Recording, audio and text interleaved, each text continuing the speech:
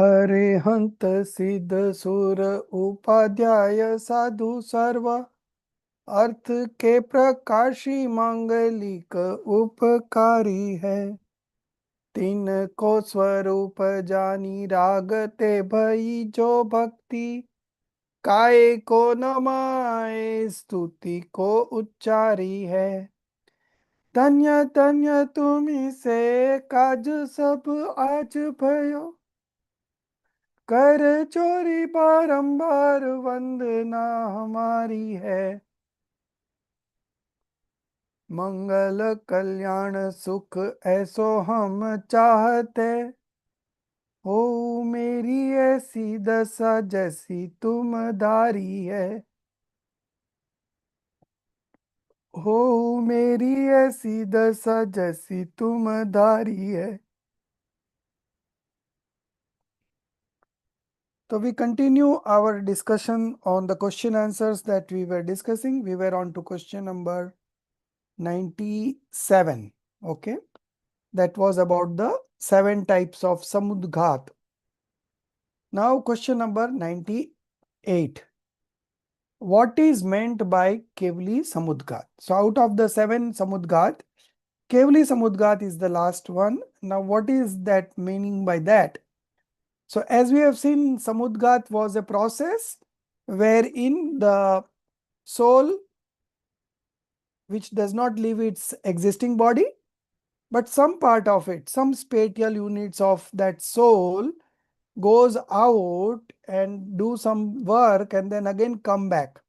That is called samudghat. So what is meant by Kevli samudghat? That is the question number 98. The expansion of the soul units. Okay. Soul units means soul spatial units. Atma Pradesh. Okay.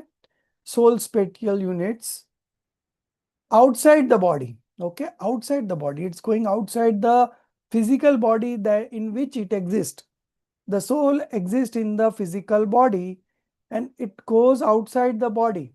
The expansion of the soul spatial units. So few pradesh of soul goes outside the body, taking the form of a staff. Staff means danda, long stick, or similar, without abandoning the original supreme audaric body, is called Kevli Samudgat. So obviously the next question is, why does it happen? That is question number 99. Why does Samudgat occur in a Kevli Bhagwan? When the duration of the Ayu Karma, lifespan determining karma, becomes short, okay, but the duration of the remaining 3 Agati karmas, so out of 4 Agati karmas, Ayu is also 1, and the duration of the Ayu karma becomes short, but the duration of the remaining 3 Agati karmas is longer in comparison, then in order to reduce the duration of those 3 karmas to match that of the Ayu karma within an Antar Murat, a very short time span, Samudgat occurs in the Kevli Bhagwan, so that everything balances out, you know. When there is a disbalance, now Ayu karma is less and the other 3 Agati karmas are more. Then this has to happen to even out the disparity, okay, so that all the 4 Agati karmas get destroyed and the soul attains liberation. So these kind of things happen. Now we are discussing another kind of samudgat, maranantik samudgat. So this could occur to any of the normal beings also. The emergence of the soul units outward from the body. Soul spatial units, Atma Pradesh, outward from the body within an Antar Murat before death. Okay. So when the death is supposed to occur before Antar Murat is maximum 48 minutes. Anything below 48 minutes is Antar Murat. So within an Antar Murat before death. Okay. So when the time of death has come, so before an Antar Murat, before the death, in order to make contact with the region where the new paryay, next embodiment, is to be assumed.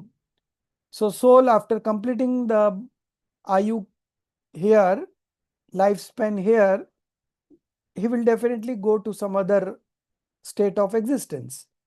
So just 48 minutes before his death, the samudgata happens. The spatial units of the soul, some of the spatial units of the soul goes out of the physical body and touches the region where he is supposed to get the next birth and then come back. Okay. This is called Maranantik Samudgat, just at the time of the death. Okay. But again, there is a one condition. This type of samudgat occurs only those beings who have already bound the ayu karma for their next birth. Okay. So you know the lifespan ayu karma, how it is bounded. So supposing your age is 81 years. Okay. So the first attempt of your next birth's bondage would be happening at the age of 54. After two-third life you cross, there is one opportunity. Then whatever remains, again two-third after that crosses, then you get a second opportunity. Then again remaining whatever time is there, two-third of that again passes, then he gets another opportunity. Similarly, it happens 8 times. And within these 8 times, if the bondage for the next birth is not done, then of course it is done in the last Antar Murat before death. Okay. So this Maranadantik Samudgat only happens to those who have done the bondage of Ayu before. Okay. Not in the last Antar Murat. So he has bound the Ayu of the next birth before. So a Maranantik Samudgat could happen to them. So Maranantik Samudgat, the next one, 101. What is meant by an Anadi Mithya Drishti Jeev? Okay. Anadi Mithya Drishti Jeev means, Mithya Drishti means wrong believer. A wrong believer who is a wrong believer from eternal, not any beginning. He is wrong believer from the infinite time. Okay. There is no beginning of that. He is called a Anadi Mithya Drishti. He has never manifested right belief. Okay. So he is Anadi Mithya Drishti. Then the next question is, what is Sadi Mithya Drishti? So a Sadi Mithya Drishti is one who has already attained the right belief, but again has fallen back to false belief. Now he would be considered as Sadi Mithya Drishti because he has already experienced himself once. He has become a right believer and again he has become a wrong believer. So this is the Sadi Mithya Drishti. 103. Why is the understanding of Gunasthan necessary? Why? Why understanding? So the first reason is the obvious reason that has been given in the textbook, but I have two other reasons to add to that. Okay. So the first one, in order to gain a precise understanding of the nature of samvar, stoppage, and for the attainment of nirjara, dissociation. Okay. So to understand the nature of stoppage and dissociation, it is essential to understand the 14 stages of spiritual development. Okay. So the stoppage and dissociation starts from the 4th stage, and as it gains momentum in speed and all, the spiritual stages goes on ascending. Okay. So from 4th to 5th, 5th to 6th, like that it happens. So to ascertain the nature of samvar and nirjara, this it is essential to understand the 14 stages of spiritual development. Okay. The other reason could be, how do you know where do you stand now? So if you have studied Gunasthan, you would be knowing that You could be in the 4th stage because you are a householder. You cannot be in a 7th stage because 6th, 7th stage only the monks have, the naked monks. You are not naked, you are still a householder. So you could be 4th or 5th stage maximum. Okay. 1st, 2nd, 3rd, 4th, 5th. You could be any of these 5, but you can never be a 6th, 7th. Okay. Now, if it is a 4th stage right believer, then what would be his conditions? If it is a 5th stage right believer, then what would be its external uh, activity of mind, speech, and body? All these are known by understanding the Gunasthan. Otherwise, we will have misconception about this. The third reason is you have to know what is possible at which stage. Now, if you are a householder, you can do what is possible at a householder stage. You cannot expect to become a monk, to behave like a monk, because that is possible only in the 6th, 7th stage. So you have to realistically assess where you stand, what is possible at this stage, and then proceed for taking any action. Okay. So these are the 3 reasons because of which the study of Gunasthan is necessary. Another reason which would be an extension of the one that we discussed just now is that you will not be scared. If something goes wrong, then you would not be scared because at this stage of spiritual development, these things are very common. So you will not be worried. Okay. And if you would not have the knowledge of the spiritual stages, then you might sink into depression, that this is not happening, that is not happening. Arey Baba, where you stand, according to that only the modifications or the dispositions will manifest. It cannot go beyond. One golden rule you can write down: any disposition of the soul will never cross its spiritual stages limit. कोई भी परिणाम गुणस्थान का उल्लंघन नहीं करता. It doesn't go beyond the spiritual stage in which he is in. So knowing this, you feel very relaxed. You know that everything is so independent. There's nothing on my mind, on my head to perform anything. No expectations. Just be an observer. Okay. So this is, you can add one more point. So we have 4 points why we should understand Gunasthan. Okay. Another we can add up now, just coming to my mind, that we know at which spiritual stages what are the kinds of weaknesses, and you also know how to overcome those weaknesses. So that also Gunasthan teaches us. Then what else could we add to this?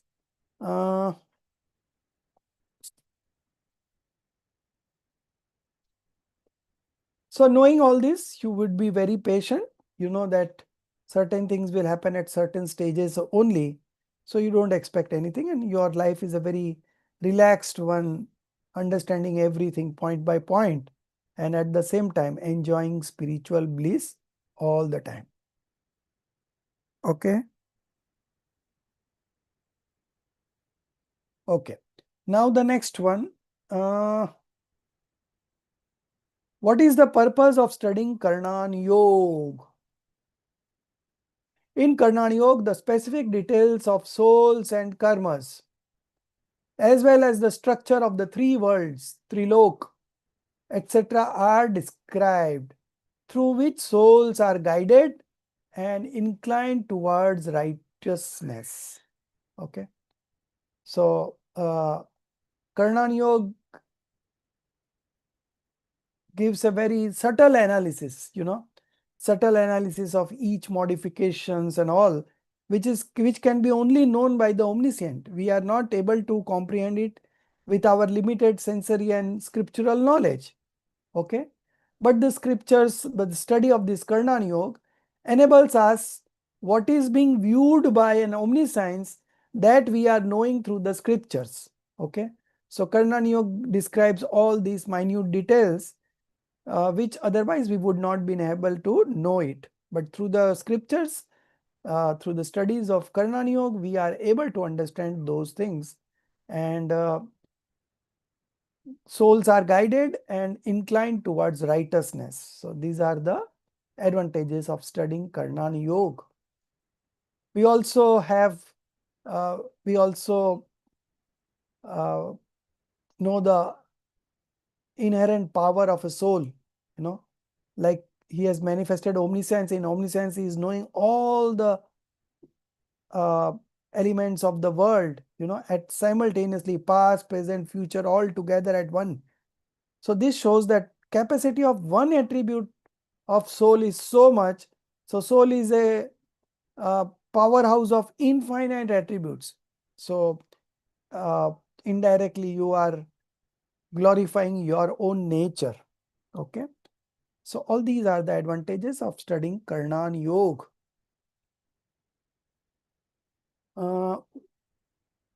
How does the purpose of studying Karnan Yoga becomes fulfilled? Those souls who wish to engage themselves in righteousness begin to understand through Karnan Yoga the detailed aspects of the soul, such as Gunasthan, Marganasthan, as well as the causes, states, and results of karmas, how and whom they are found, and in what manner. Okay. So causes, states, and results of karma. Results means fruits. Okay. All these we can know by studying Karnan Yoga. They also learn to recognize the various abodes within the Trilok. Like if you do sinful activities, you will end up in hell. If you do auspicious activities, you can end up in heaven. So all these places are there, and it's just your own deeds that is going to take you over there. Okay. So be aware of your deeds. Be aware what you are indulging in, what you are doing, what are your sentiments. All these helps us studying Karnan Yoga. Through this understanding, they turn away from sinful conduct and incline towards dharma. Moreover, when one's attention becomes absorbed in such reflection, sinful activity ceases and dharma arises spontaneously and immediately. With continued practice, true knowledge of fundamental elements, Tattvagyan, is also attained quickly.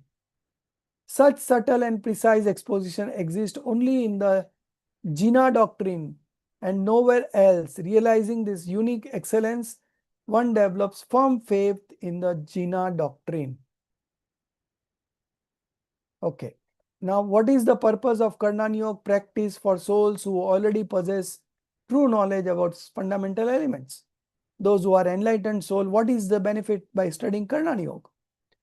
Those souls who have already attained the true knowledge about fundamental elements engage in the study of Karnan Yoga, perceive it as an attribute that further illuminates that knowledge.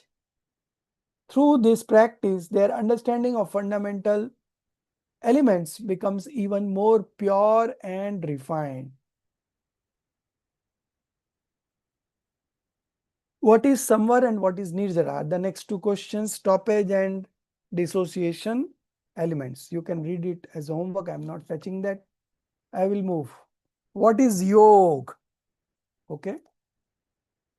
So the vibratory mode of the soul's spatial units. So when there is an activity of mind, speech, and body, correspondingly, there is a vibration in the soul space. Okay. Soul spatial units. And that vibration is called yoga. Okay. So there are two types of yoga. Bhav yoga and dravya yoga. That is the next question. Now, what is bhav yoga? 111. The specific potency means power of the soul, which acts as an instrumental cause in the acquisition of karmic and quasi-karmic material matter. Okay. So, dravya karma, that is material karma, and no karma, quasi karma. Okay. So that is the power of the soul. Okay. Which acts as the instrumental cause in the Sir, acquisition of specific potency karmic means matter. in Hindi? Pardon? Potency. Shakti, Specific Shakti, potency. Shakti, Shakti. Shakti. Oh. Power, Shakti. Okay. So the Shakti Bhut Yog, Shakti Bhut Yog means it's a function of the soul. It's not a function of the mind, speech, and body. Okay. Now this Bhav Yog means Shakti Bhut Yog, the power of the soul to manifest into bondage. Okay. That happens through this Shakti Bhut Yog. The specific potency of the soul, which acts as the instrumental cause in the acquisition of karmic and quasi-karmic matter, carbon varganas, is called psychical activity, Bhav Yoga. Okay. So this is Bhav Yoga. So this is basically a function of the soul, the power by which the soul binds the karmic new karmas and the quasi karmas. So that particular power. Now what is Dravya? The vibration of the soul's spatial units caused by Bhav Yoga is called Dravya Yoga. Okay. So this is Atma Pradesho's Kampan, shivering vibrations, okay, of the soul's spatial units. So Bhav Yoga acts as an instrumental cause for Dravya Yoga, and Dravya Yoga also acts as an instrumental for Bhav Yoga. Both exist simultaneously. Question number 113. According to other perspective, what are the different kinds and how many types of yoga are there? This is a long, okay, only two types. Kashay Yoga and Akashay Yoga. Okay, Kashay Yoga and Akashay Yoga. This is another distinctions of yoga. From the standpoint of support, avalamban, alamban. Support means taking shelter. Okay, from the standpoint of taking shelter, there are three types of yoga: Mano Yoga, mental activity; Vachan Yoga, verbal activity; and Kai Yoga, bodily activity. Another definition. Based on instrumental causes, there are 15 types: 4 Mana Yoga, 4 Vachan Yoga, and 7 Kai Yoga. In reality, however, yoga is only of one kind. Next, what is the meaning of gamana gaman? Gaman means to go and agam means to come. Okay. Gaman means going, agaman means coming. The term gamana gaman is used in the context of the soul moving from one gunasthan to another, one spiritual stage to another. Okay. What is Shubhopyog? Okay. So when your active consciousness is involved with auspicious activity, it is called Shubhopyog. When it is involved with inauspicious activity, then it is called Ashubhopyog. And when it is not associated with either auspicious nor inauspicious, that is the time you manifest vitrakta, passionlessness, detachment, equanimity. That is called Shuddhopyog, introspective self-meditation. Okay, that is called Shuddhopyog. Okay, so there is no aversion, no attachment, okay, but detachment. So that is called Shuddhopyog, Shuddhopyog, pure manifestation. 118. So this 117, a Shuddhopyog has got four, it's a long answer, 4-5 definitions. So let's do it. 117. Take it back. Yeah.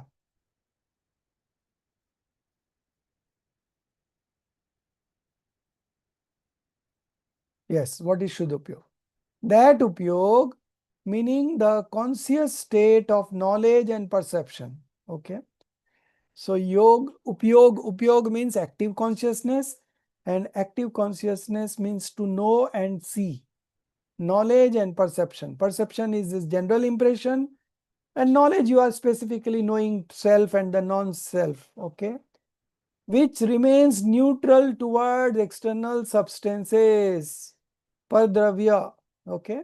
Which remains neutral. Neutral means it is either not manifesting attachment nor aversion. In other words, it is called vitrakta, passionlessness, detachment.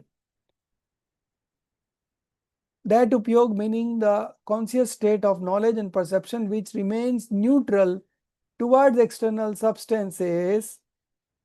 That means not reacting, is not subject to transformation according to them, and is thus free from impure upyogas in the form of auspicious or inauspicious states, and instead adapts transformation solely according to one's own substance, swadravya, that is called shuddhopyog.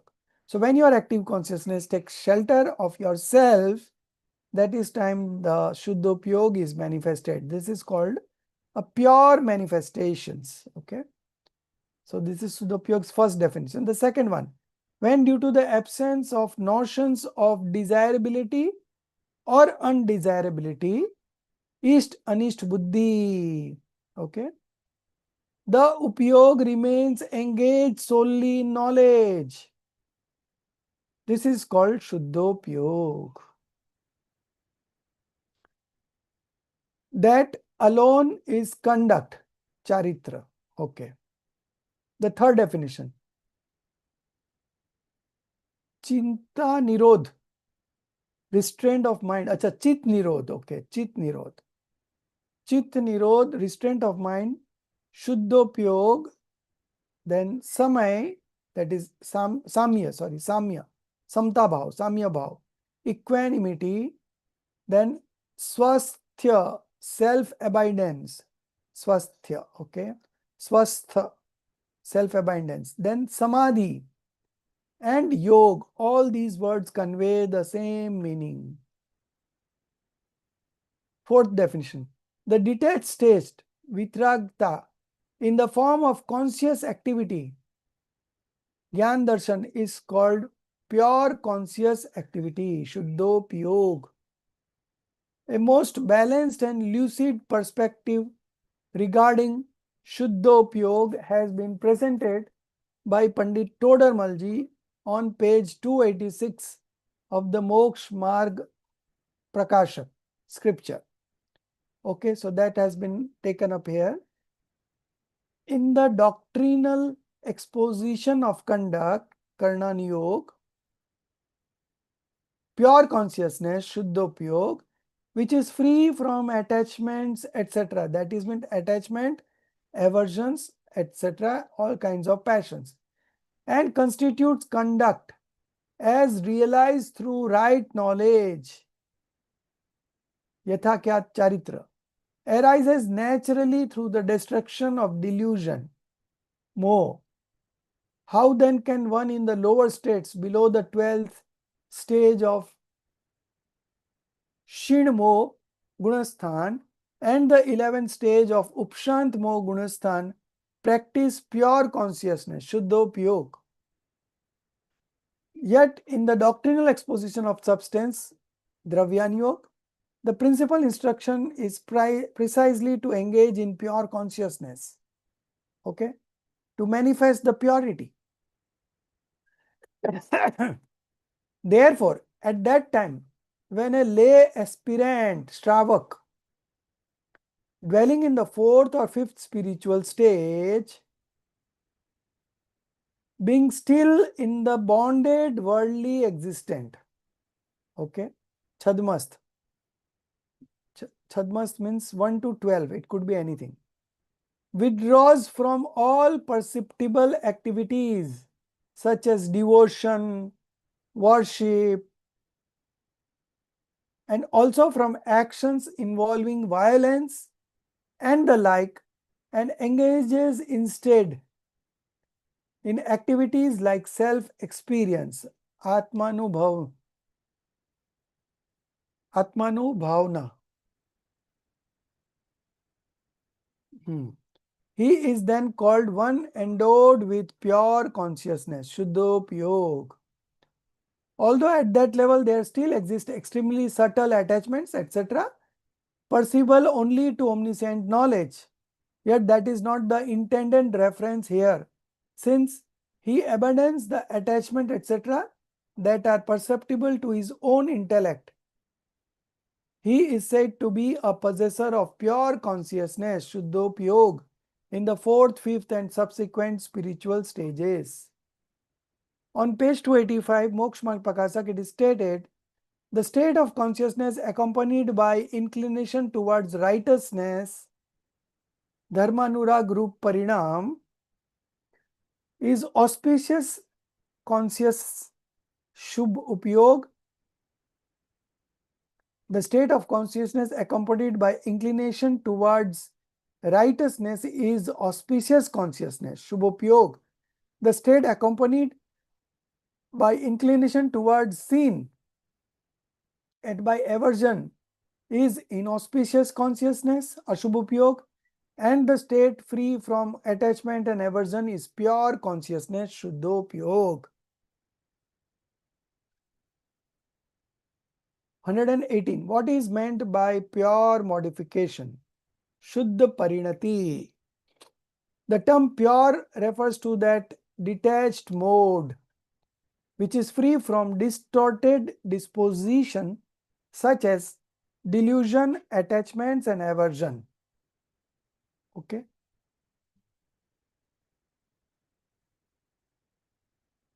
Pure modification, Shuddha Parinati.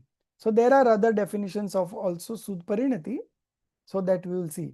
There is a difference between Shuddhopyog and Shuddha Parinati. Okay. That we are going to first we will see what are the definitions given here, and then we will discuss what is the difference between the two.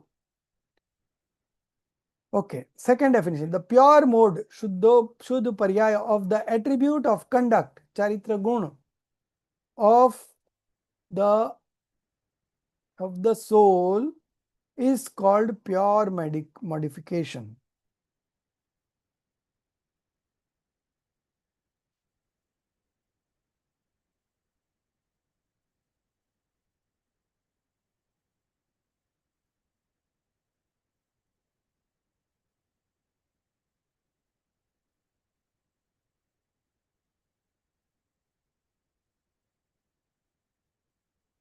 We are at 118.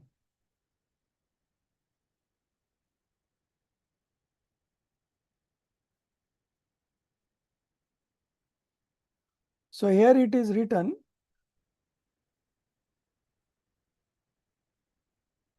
the term Shuddha means Vitrag form disposition that is free from perverse emotions such as delusion, attachment, and aversion. So this was a better answer. Okay. 118. Okay.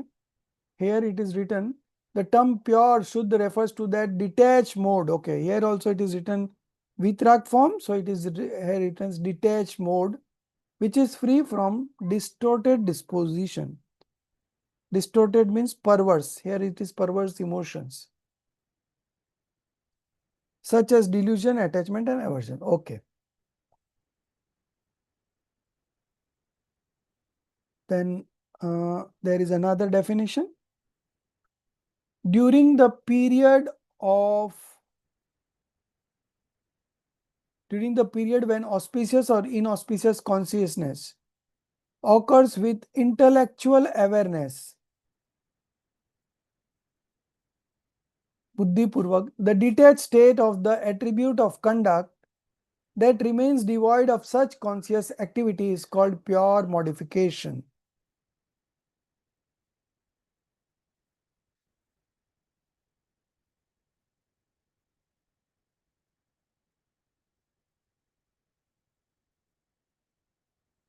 The Vitrag state. The detached state. Okay. Next question, 119. At how many places do the three currents such as other current occur? Excuse me, Ji. Yeah. Right. What is the difference between Shuddha Payog and Shuddha Parinit? Okay. That I forgot. So Shuddhopyog is the present state where you are experiencing your soul. Okay.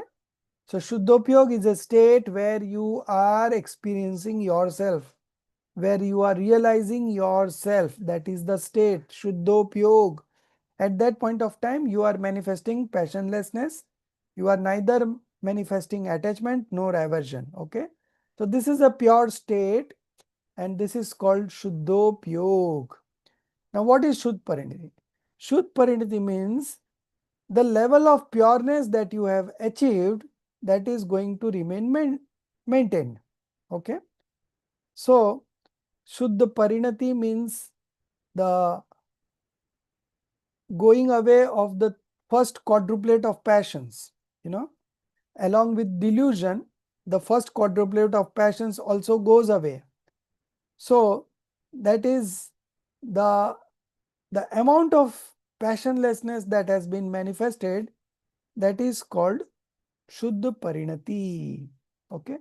Although your active consciousness is involved in sensual pleasures, but the purity that you carry forward all the time is called Shuddha Parinati. Okay. So this is over now. Yeah. So Rajan sir, this Shuddh Parinati, Yes. it can come at any stage or any development, or how does it?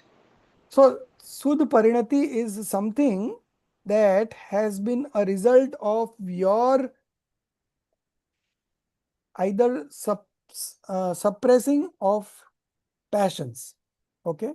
So like in the fourth stage, we have Anantanubandhi going off, right? So when the Anantanubandhi has gone off, so that much passionlessness has been developed. Now that passionlessness which remains always, irrespective whether your active consciousness is involved in sensual pleasures or any other job, your level that you have attained of passionlessness, that remains with you. That is called Shuddha Parinati. And Shuddhopyog is an event when you are realizing yourself. Okay. So one is a event and other one is a natural, I could say, lifestyle, Shuddha So Parinati. Shuddh Parinati can last for how long, or is there no time limit, or is it There is no forever? time Or limit. It remains always there. Okay. But it's just, as I said, in the fourth stage, it is just the first level has gone. First quadruplet of passion has gone, but other three are present. Okay. So okay. Shuddha Parinati is the level of detachment that you have manifested. That is called Shuddha Parinati. Okay. Excuse me, Jiva. Sorry for interrupting. At which stage, Ji? This Shuddha Parinidhi will happen at which stage? It starts at fourth. It will start from fourth. So it Yes. talks about what is my Shuddha Parinidhi means contact level. No, it's an attribute of the conduct only, but Okay. it shows that how much purity you have manifested. The amount of purity that you have manifested and that you are enjoying always is the Shuddha Parinati. Okay. Okay, it has nothing to do with the contact. It is only about the soul. Yeah, it is about the soul, but conduct is again an attribute of the soul only, right? Yeah. So it's a part of conduct attribute only. Okay. It's a modification of conduct attribute. Especially when you are experiencing the self You are realization. experiencing the self, then it is Shuddhopyog. Yeah. When you are not experiencing the self, but your level of passions that you have already suppressed or destroyed is remaining there, then it is called Shuddha Parinati. Okay. Okay. So Thank Shuddha you. Parinati is not an event. Shuddhopyog is an event. Shuddha Parinati is a continuous state which you have achieved, And Is it a result, sir? Is it the result of what we have done? yeah, it is the result. It is a kind of result only. By your efforts, you have destroyed the delusion. Okay. So along with delusion, the first quadruplet of passion, Anantanubandhi Kashai, also goes off. Okay. So at that point, your active consciousness may be engaging in sensual pleasures, but at the same time, whatever you have achieved previously, that is being maintained, and that is called Shuddha Parinati.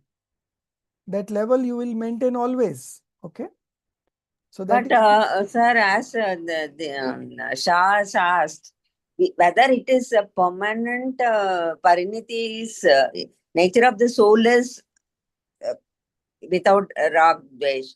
But that pariniti state, that fourth gunastan, whether it is related to that, whether it is permanent. No. yeah, like see, it Slip will be there, no? like you can again come back to the first stage. That is not a problem. But till the time you are there, yes, that whatever time. purity that you have manifested, it Yes, yes. always remains with It's a- you, and that is called Shuddha Parinati. Okay. Your active consciousness may be busy in some other work, but the level of purity that you have already manifested, it remains all the time, and that is called Shuddha Parinati. And Shuddhopyog happens sometimes, but Shuddha Parinati is always maintained. Okay. I hope now you know the difference, Shuddha Parinati and Shuddhopyog. Okay. Now this. Sir, Huh. may I ask a question? Hmm. So, sir, Shuddha Pariniti happens after achieving right belief only, or it can happen even before that? How can it happen before that? Unless and until you manifest right belief, there is no purity that has manifested, right? So it happens after, self-realization should be there. After right belief only this starts. Before right belief, there is no Shuddha Parinati. And what you have said is like if we are engaged in other activities, it's not just in the meditative state. It's No, just it is not doing in the other meditative things. state, right? Shuddha Parinati is not a meditative state, but it is a general state where your active consciousness is engaged in some other things. But at the time, whatever you have put in efforts in the past and whatever level of purity that you have achieved that is being maintained, that is called Shuddha Parinati. Okay, sir. And Shuddhopyog is a meditative state, self-absorption state. Okay, sir. Okay. So at how many places do the three karanas such as Adha Karan occur? So what are the three karans? Adha Karan, Apurva Karan and Anivritti Karan. Okay. So Apurva Karan is already 8th stage of spiritual development. Anivritti Karan is 9th stage of spiritual development. And Adha Karan happens in the 7th stage. Okay. So all these three are called Karan. Karan means Parinam. Okay. So these are special kind of disposition that gets manifested on certain conditions. Now, there are 6 conditions where this can exist. Okay. So that is question is coming up. Let's see what's written in the answer. The three karanas such as Adha Karana occur for the purpose of attaining Opshamik and Shaik Samyaktva. Okay. So Opshamik, there are two types of Pratham Upsham and Ditya Upsham. So in both the cases, when you manifest that, prior to that, this will happen. Three currents. Okay. And when you manifest Shaik Samyaktva, before that also this three current occurs. Okay. Then there are some other states, the other things also where this is being done. There are in total 6. So out of that we have discussed 3. First one is attaining Opshamik. So Opshamik is of 2 types, Pratham Upsham and Ditya Upsham. So in both the cases, these 3 currents will happen. Then the next is Saik Samyaktva. So before you get into Saik Samyaktva, these 3 current will happen. Okay, so three things are over. Fourth, dissociation, the quadrate of Anantanubandhi Kashai. Visanyojan, we read it last week. Visanyojan. So the Anantanubandhi Kashai gets converted into remaining 12 passions plus 9 quasi passions. Okay. So out of 25 passions, the first quadruplet of passion has gone. Anantanubandhi has gone. So that Anantanubandhi has gone means that Anantanubandhi got converted into the 12 passions and 9 passions. Okay. So this is the fourth stage. Okay.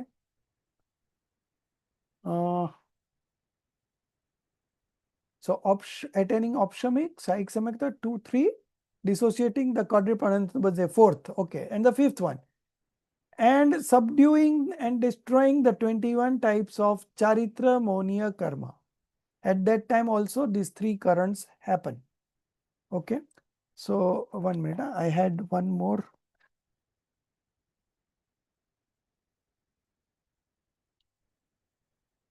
Dissociating the quadruplet, subduing and destroying. So both are different. Okay. Subduing and destroying. So that is 5 and 6. The 21 types of charitra, monia, karma. Okay. So all these are the cases where other current, the three types of current will occur before Yeah. that. Aushamic, you know, Pratama and Tudiya, that is 1 and 2. Okay. Opshamic, two types. Pratham Upsham, Samyak Opshamic, and Ditya Upsham. So Upsham is of two types. Okay. So 26 types of 6 places where this other current, Apurva current and Anivriti current happens. Okay. These are the 6 places. Okay. Now 120. Do pure disposition arise due to the subsidence, upsham, destruction, shai, or destruction come subsidence, shayopsham of karmas? Okay. Or does the destruction etc. of karmas occur due to the pure disposition of the soul? Which one is the cause of the other? That is the question. So the answer is, one more question is there, or does the distinction etc. of karma occur due to the pure disposition of the soul? Which way it is? So answer is both statements are correct from their respective perspective. One is being said from the karmic side, the other is being said from the soul side. Okay. The first statement is made from the perspective of the predominance of the instrumental cause in the form of karmas. Okay. So the karmas acts as an instrumental cause. The second statement is made from the perspective of the predominance of the principal cause, upadan, in the form of the soul's own dispositions. The next, the operation of subsidence, etc. of karma and the corresponding subsiding disposition, opshamik bhava, opshamik adi bhav, in the soul occur simultaneously. Hence, the essence of both statement is one and the same. So two independent things happening simultaneously, they both have a cause, instrumental cause and effect relationship. Okay. And that is being explained here.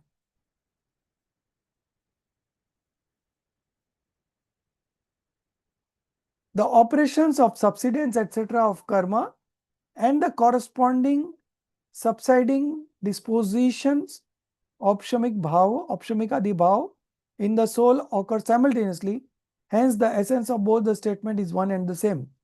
If examined truly, the origination and destruction, utpad vyay, of karmic matter occur due to the principal cause of matter, while the origination and destruction of soul's disposition happen due to the principal cause of the soul.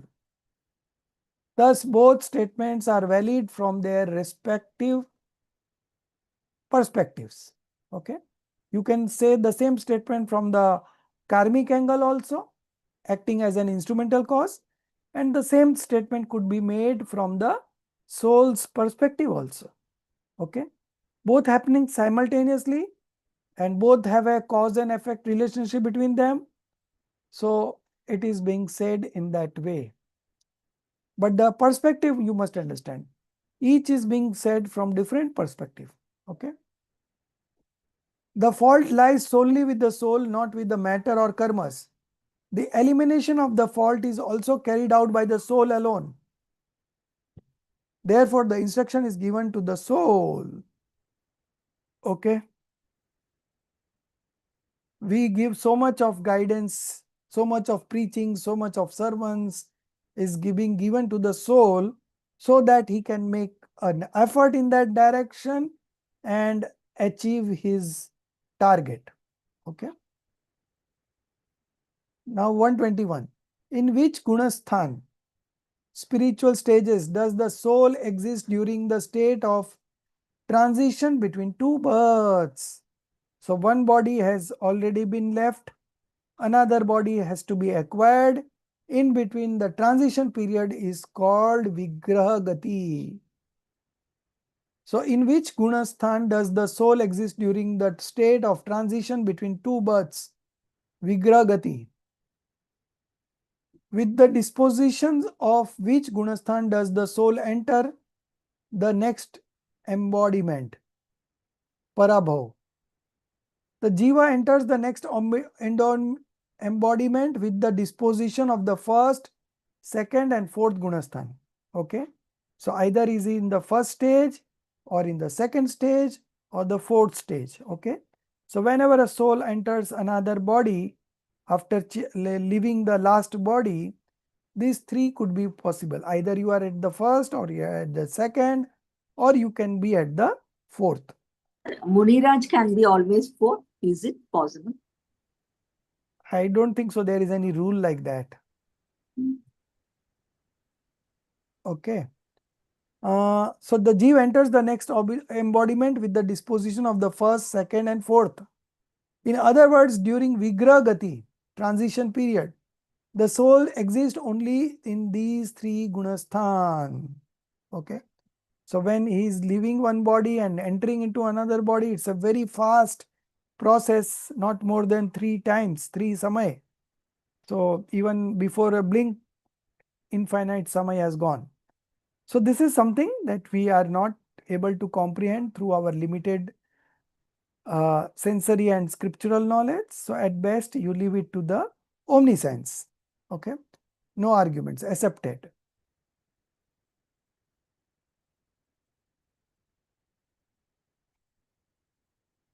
Next question, 122. In which gunasthans does the soul not experience death?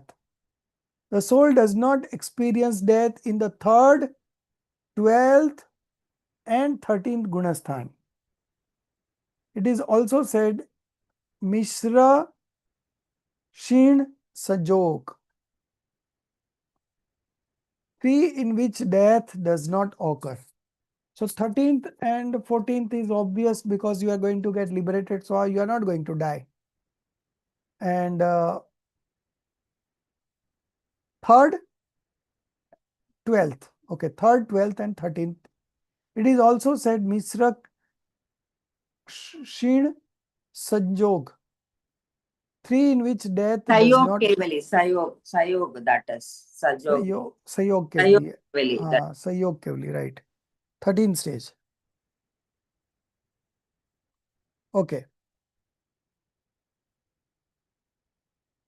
So in these spiritual stages, the death does not occur.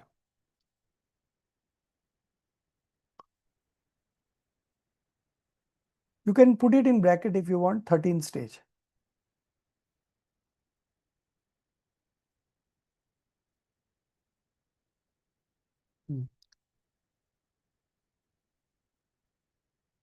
Death does not occur in any gunasthan of the Shapak Shreni, the ladder of destruction of delusion.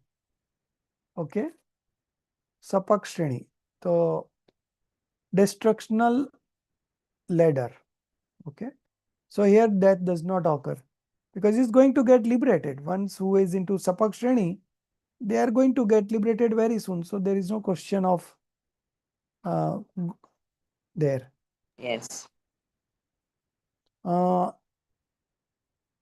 Okay, death ho gaya. Then death does not occur in that any of the Sapak Shreni. Then even in the first part of the 8th Gunastan of the Upsham Shreni, the ladder of suppression of delusion, death does not occur. Okay. From the 5th to the 11th Gunasthan, the soul can undergo death. Okay. From the 5th to the 11th, any of the spiritual stages, the soul can undergo death. However, the soul does not enter the Vigragati carrying the results of these Gunasthanas. Okay. So when you move on to Vigragati, you don't carry all this.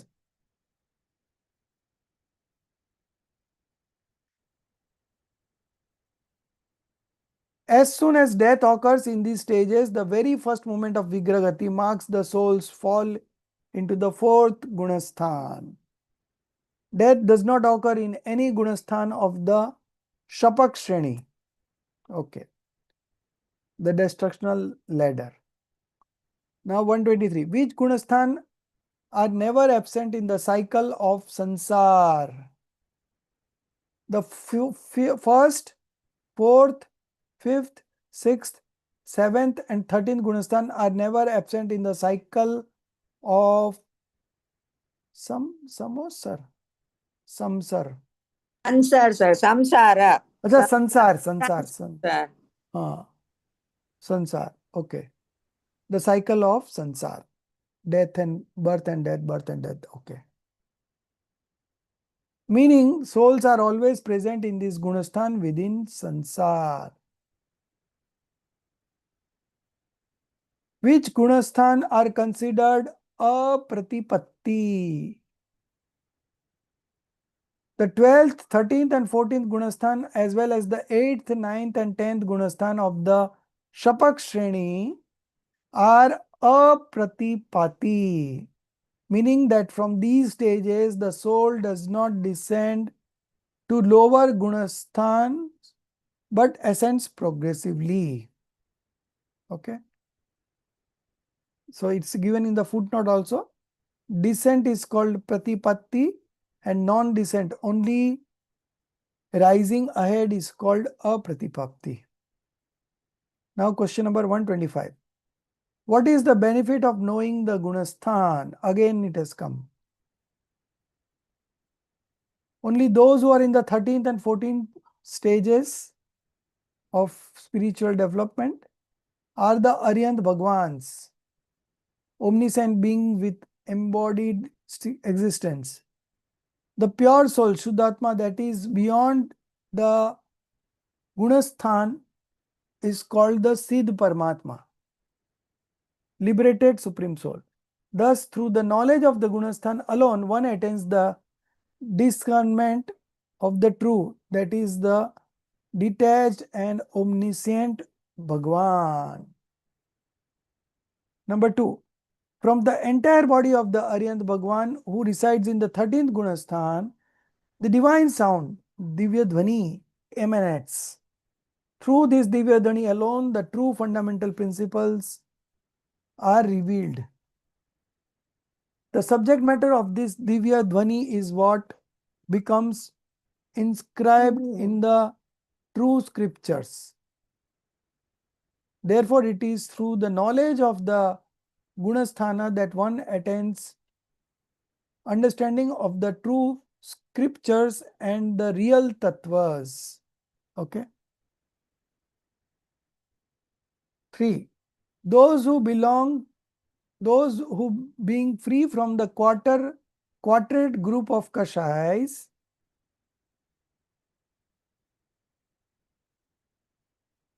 manifest complete detachment and experience the abundant bliss of self-awareness,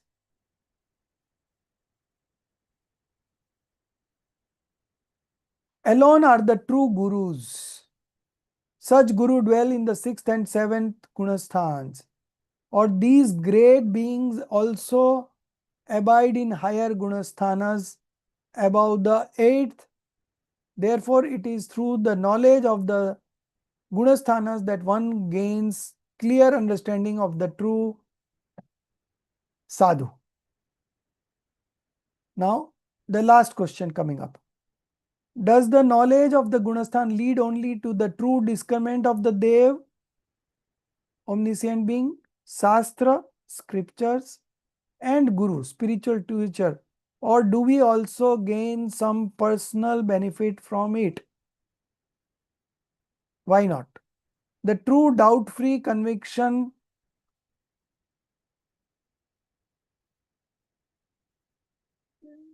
निहसारिक निर्णय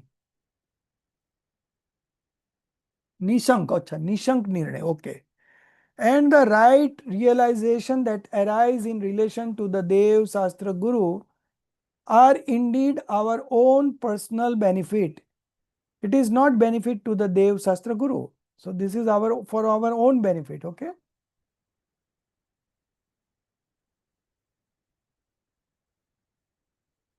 The next, along with the knowledge of the gunasthanas of the Deva and the Guru, we also come to know which gunasthan is our own. We understand how from the Viradha gunasthanas, stages of opposition to the path, the attachment of sadhak gunasthan, stages of spiritual pursuit, that is the attainment of the path to liberation, moksha marg, becomes possible, and what we ourselves must do to achieve it.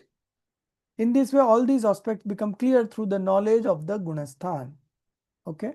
So where do you stand? What is the way forward? All these answers come when you practice this gunasthans. Question. Now I think this is so this is an additional question. This is not a part of our syllabus. Okay. So some space remaining at the end of page. So they put in this kind of question. Okay. So now I think more or less we have covered all the question answers. If you have any question answers, we can take up. We have till 10 minutes of time left.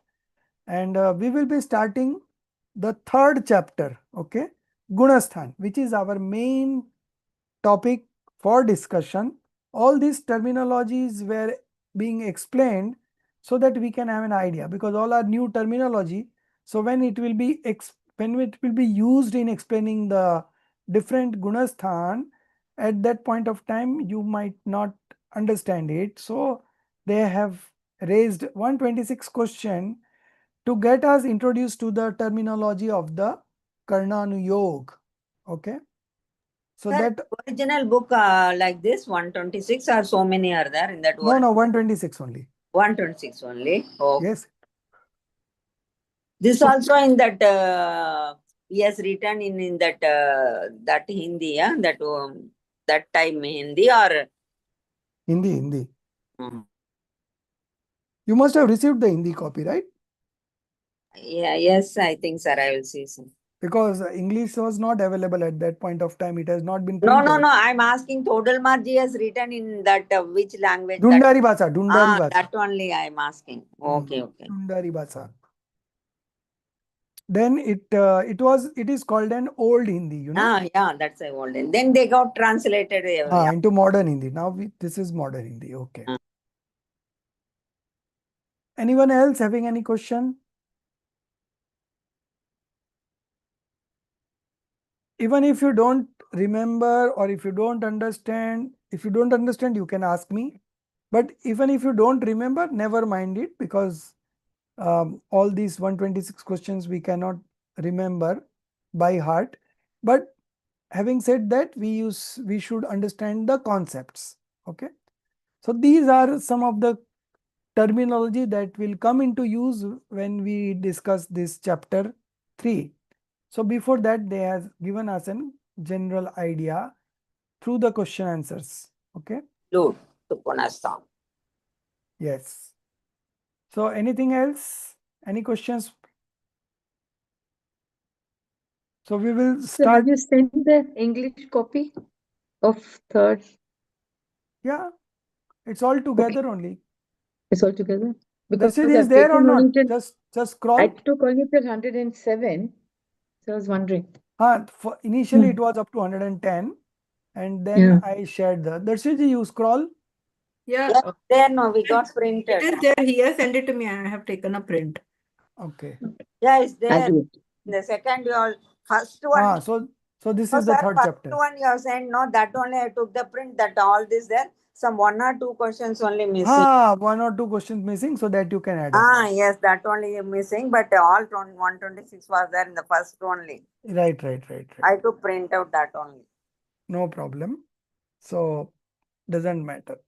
So 2-3 questions missing that you can catch up from the soft I copy, will listen and you to the can physically write it there. yes, I'll re-listen and do that one.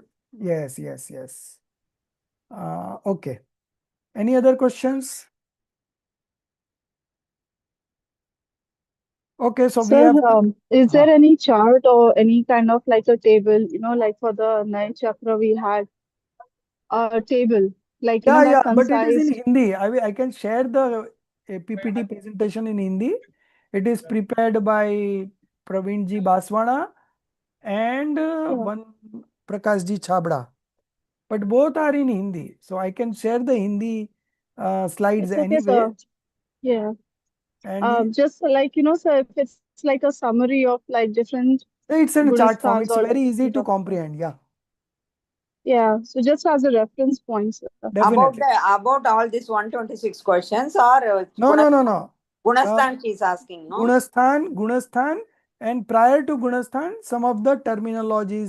Okay, you share it, sir. It will be One question was there, no, ki these 3 Karanas. correct. Abhi. When do they occur? So all these are represented in the form of chart.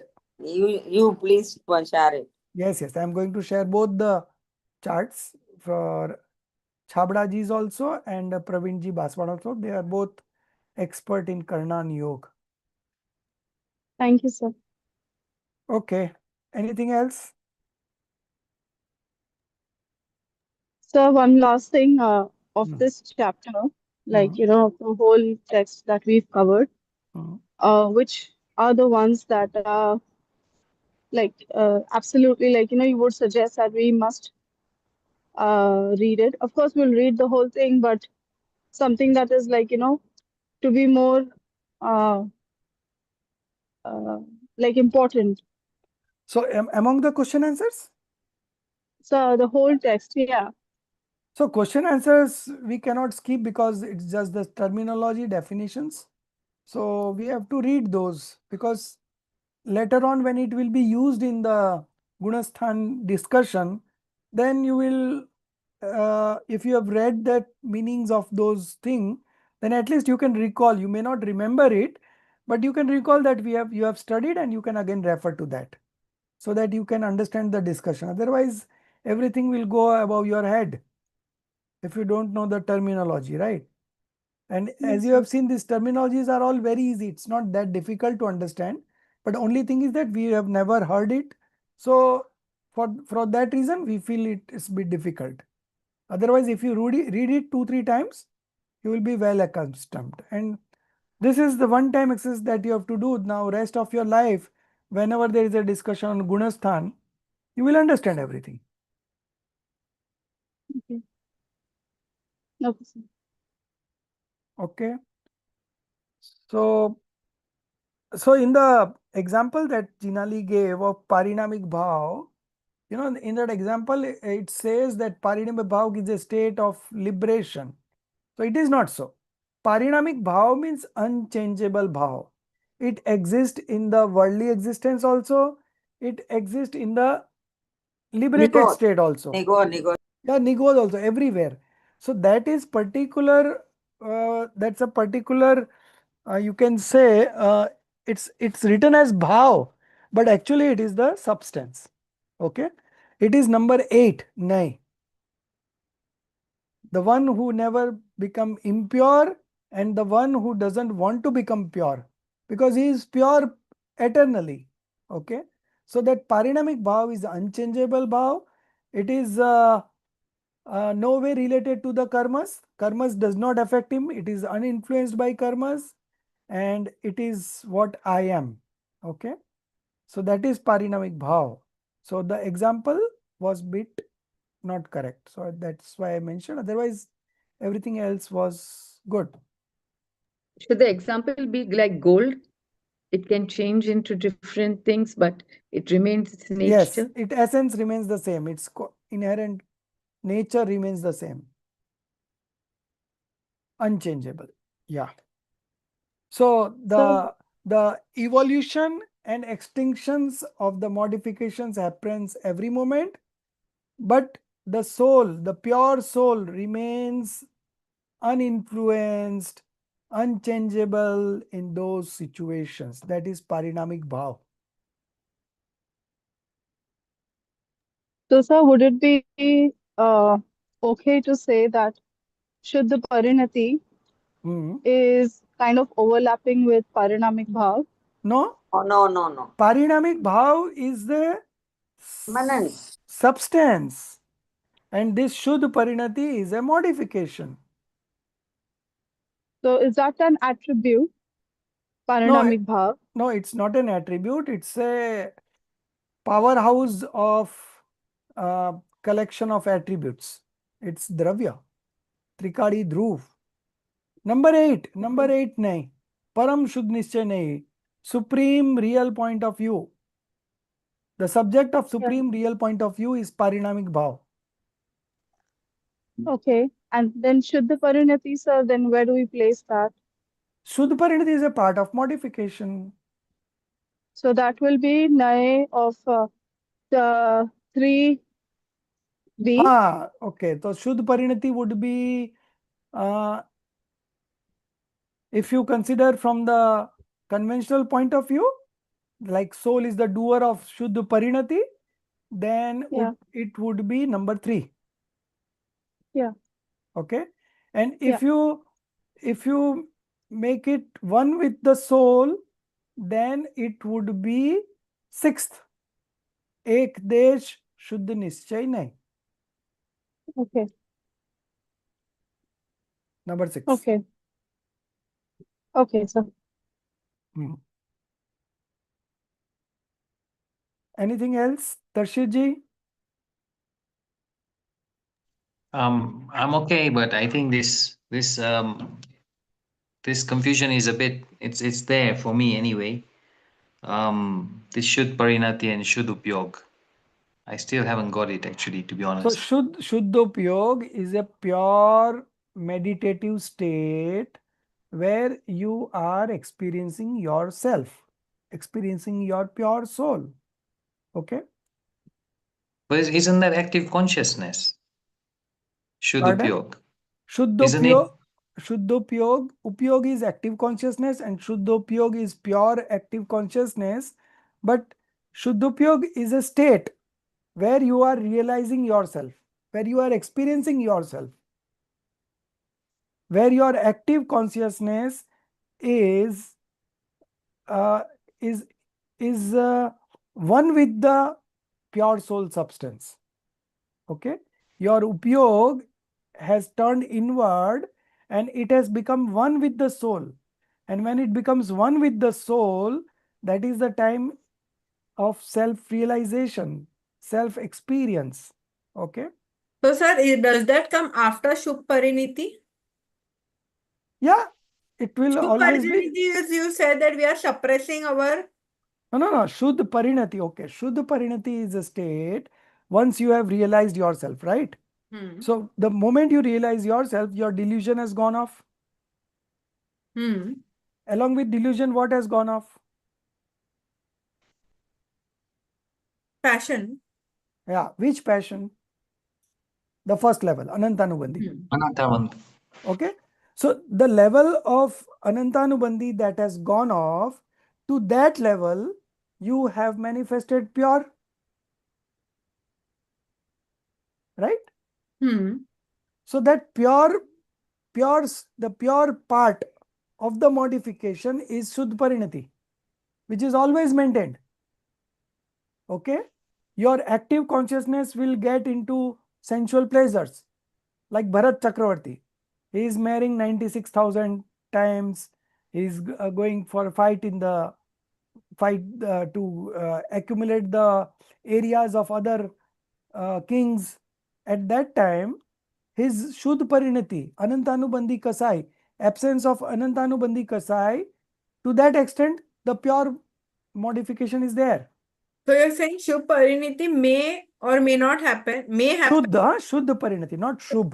हाँ Shuddha. शुद्ध परिणति हाँ, happens after शुभ उपयोग. right. शुद्ध Shuddhopyog. उपयोग. शुद्ध उपयोग. Shuddhopyog. So Okay, I always thought it the other way Shuddhopyog around. happens sometimes at some intervals, but Shuddh Parinati is always maintained. Okay. Okay, so Shuddh Parinati is a continuous state of internal purity. Continuous state. And Shuddhopyog is a state of self-realization. Okay, so Shuddhopyog happens sometime, but Shuddh Parinati is always there. But That is Shuddh Pariniti only happens after self Shuddh Upyog. after at one Shuddhopyog, yeah. Before that, it doesn't start. Okay. Right. So once you have realized yourself, it is not that your active consciousness is always engaged in the soul. Okay. The active consciousness will go into sensual pleasure, it will go into external substances. Okay, it will roam around. But your Shuddh Parinati will still be maintained. Because once you have destroyed the Anantanubandhi Kashai, to that extent, you have already manifested pure. I'll give you an example. There are two drums. Okay. One is full of water. The other is empty drum. Okay. Now you take a pipe and you are the water is passing through that pipe to the empty drum. Okay. So initially the water, so there are two pipes. Okay, two pipes connected to one pipe, two small pipes connected to one pipe. In one small pipe there is pure water, and in another pipe there is impure water. Okay, so now the drum which is empty, it is receiving water which is pure and impure together. Okay, so this is the fourth stage. Before fourth stage, it is only the impure water. Okay, there is no purity before fourth stage. But when there is a fourth stage, there is a mix kind of thing. Something is pure and something is impure. Okay, so now what will happen as you practice more descriptive knowledge, the impurity will start reducing, the purity will start get increasing. Okay, that level will get increasing. Okay, so the purity level will always be Shuddh Parinati, and it will keep on increasing gradually. Simultaneously, the impure level will go on decreasing, and there will come a time when 100% purity will manifest and 100% impurity will go away. Okay, so that is the Vitratta, complete detachment. Therefore, 100% Shuddha Parinidhi is Shuddha Upyog. Yes, at that stage at that point of time, like after seventh spiritual stage, it is always a pure meditative state. Shuddhopyog only, right? Shuddhopyog starts from seventh stage, right? So, sorry, Shuddhopyog from seventh stage onward, it is always Shuddhopyog. We never come back to Shubhopyog. Okay, seventh stage and above. So when you are into Shubhopyog, it could be sixth stage. But when you are in Shuddhopyog, it is seventh stage and above. Okay. So your active consciousness is engaged in your pure soul, seventh stage and onwards. But the purity level that you have achieved, that is still maintained. That is Shuddh Parinati. That is gradually increasing. As you go up the ladder of spiritual stages, this Shuddh Parinati goes on increasing. So 7th to 8th, the purity has increased. 8th to 9th, purity has further increased. 9th to 10th, it has further increased. And in the 12th, it is completely pure. Sir, when we are descending, Hmm. that time also that will be maintained, that pariniti. Yeah, up to 4th stage, it will be maintained. It will maintain, no, that But level. if you go that below, level, if you go below suppose. 4, then Yeah. there will be no Shuddha Parinati. Yeah. Suppose 20 degree we are achieved means that will be maintained when Yes, it yes, descending also. yes. But up to 4th stage, huh? If you cross, Below 4th, nothing, it's not countable only, sir. yes. Right. Now it is clear, Darshit ji, or still you have any doubt? I think I need to read this again and try and absorb it. Because if I try and speak about it now, I think I'm just going to end up Okay, getting more and more but confused. the explanation given here is not that Also, correct. one small What suggestion. I have explained is correct. Yeah, don't go for that AI. You will get more confused if you read again. Yeah, I will also Please, at recommend this that. stage, no. If it gives too much information, we'll get confused. Read that scripture. No, but like what happens, who will correct the AI? That is the Yes. question. Sir, message also is coming, sir. The error will be there. Just check it again. That some message is. That the message is always there, but again, it is a machine. Yes. So we cannot completely rely on that. Yes. So a lot of mistakes happen here and there, and you will not be able to catch that It's a mistake. computer, no. So in Machine. this, in English now, what we have got this conversion, these questions, the last few questions, are they correctly converted by the AI or are they wrong? The answers here. I'm not very happy with the quality. Okay, so that that's in why. fact, I am not happy with the original text also, Hindi. Oh, That also you have read, sir. You have read. Because they have no adapted from some scriptures, and I don't know why the things are very simple, but they have put it in such a way that it looks complicated.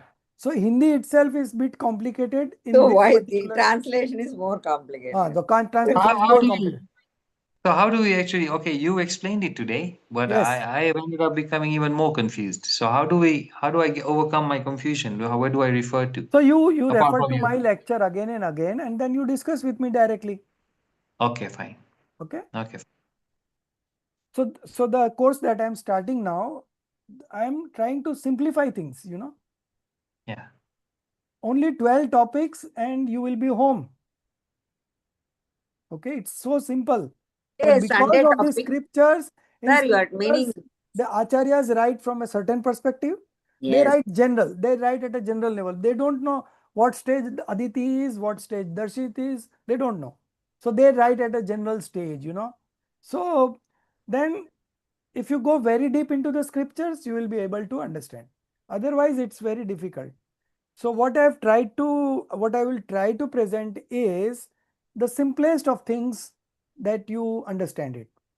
And again, if I refer to the definitions from the textbook and all, then again it will become bit complicated. Okay. So generally what happens, like this particular scripture, you see that some of the questions, they have 4 or 5 definitions. Why? Because it has been taken from different scriptures. Although they have not mentioned the names. Now, some of the time, 2 acharyas have got different viewpoints. So that doesn't match and we get further confused. Okay. So it is better that we make a comprehensive definition on our own, where we are trying to cover all the points. Okay. So, but that will take time. At least in English, it's going to take time. But already, like if you read the articles on Jeev platform, those are directly written into English. So that you will be able to understand that. Now Gunasthan is there in the Jeev portal. You go and read the Gunasthan chapter, the flow of language, and it's all very smooth because it has directly been written in English. It has not been translated. So that difference will always be there. There is a beauty of each language. So Hindi has its own beauty. So some words will only go with a flow in Hindi only. Now, if you convert to English, the same flow will not come in English. That's the limitation. But anyways, Okay. don't like whatever you understand is okay. If you don't understand, you can ask. Okay. Sure, I'll thank try you. to make it simple. Once I know that you are struck up at certain level, then I can make you understand. Would you mind, I don't know if you have the time or if you can do it, would you mind just having a look at these last couple of questions, and then maybe you can give us a very So short many of summary the on questions, I didn't read the answer. I gave my own answers because I knew those languages are a bit I complicated. observed, sir. You are giving Okay. your own explanations about. I observed it. So whatever I have explained, if you have any doubts in that, now Shuddh Parinati. So I am not satisfied with the answer given here in Shuddh Parinati. It's very Right. confusing. It does not Yeah. depict the true meaning. But logically, if you see, Shuddh Upyog and Shuddh Parinati is very clear. Right? Shuddh Upyog is a particular Depend. state where you are experiencing yourself. Shuddh Parinati is a overall maintenance of the purity that you have manifested. That's all. So that way you will be able to understand. And I don't know how they have written and what perspective and all, but it's there. So these books are written 50 years ago and they are still continuing, you know. So it's like that. Okay. Thank you. Okay. निज निधि निज में बताई यह अनंत उपकार है उसके लिए जिन वाणी माँ को वंदना सत बार है उसके लिए जिन वाणी माँ को वंदना सत बार